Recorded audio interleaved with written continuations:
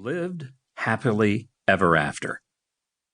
As a child of the optimistic 1950s, I dreamed that life might be something like that.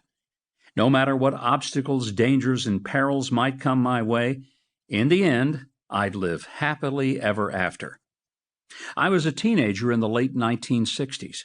I went to college and got married in the 70s. I raised young children in the 80s. I raised teenagers in the 90s. And in the 90s, I also embarked upon a political path that would take me to almost 11 years in the Arkansas governor's mansion and 2 runs for the White House. During the decade beginning in 2010, I really hit the jackpot with the arrival of the 6 cutest and most adorable grandchildren on earth. I say that humbly, objectively, but quite truthfully. My journey so far has convinced me that while we all may start with certain expectations, life does not always lead to living happily ever after.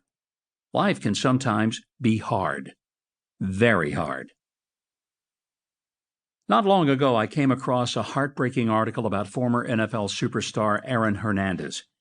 By every account, young Aaron's life seemed like a fairy tale that would surely have a happily ever after ending. An outstanding football player at Bristol Central High School in Connecticut, Aaron set several state records and even a national high school record for receiving yards per game. He soared to national fame his senior year when he was named Connecticut's 2007 Gatorade Football Player of the Year and ranked as the top tight end recruit in the country. Yet despite his exceptional football performance, Aaron began making unwise choices off the field. Devastated by the death of his father, Aaron started partying and using drugs. Worse, he began hanging out with local gangs that his father had been trying to shield him from. Thankfully, the University of Florida gave him a football scholarship and a fresh start. Aaron had a standout career at Florida, helping the Gators win the 2009 BCS National Championship and being recognized as a first-team All-American. With his stardom on the rise, he decided to forego his senior season and enter the NFL draft. But several off-field incidents in Florida revealed that Aaron was making the same kinds of poor choices that he had made in high school. He failed multiple drug tests, got charged with possession of marijuana. One night, he got into a drunken fight with a restaurant employee after refusing to pay his bill, and a few months later, he and 4 other University of Florida players were questioned about a shooting. Because of these and other issues, Aaron fell to the 4th round of the 2010 NFL Draft. He was signed by the New England Patriots, starting the 2010 season as the youngest player on any active roster in the NFL. He appeared to embrace this new start, playing 3 successful seasons with the Patriots and even helping lead the team to Super Bowl 46. Aaron was finally on his way to achieving his fairy tale ending of fame, fortune, and Super Bowl titles. Yet living so close to his hometown, Aaron was unable to resist going back to the gang life. Just 10 months after he signed a $40 million contract with the Patriots in 2012, Aaron was charged with the murder of a friend, Odin Lloyd.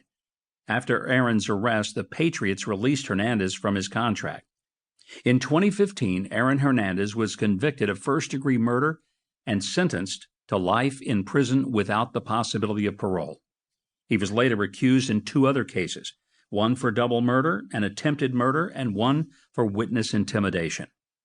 By 2017, Aaron's success story was over. His money and career were gone. His endorsement deals were canceled, his likeness erased from popular video games, and his award-winning photo was taken out of the Pro Football Hall of Fame and his memorabilia and merchandise removed from the University of Florida and NFL pro shops. He had few supporters or friends. As one commentator put it, quote, "He was no longer Aaron Hernandez, the Super Bowl tight end, the star of Boston's nightclubs, or even the celebrity defendant. He was just a 27-year-old convicted killer doomed to live his life in a prison cell." End quote. In the early morning hours of April 19, 2017, on the same day that his Patriots teammates were scheduled to celebrate another Super Bowl victory at the White House, Aaron Hernandez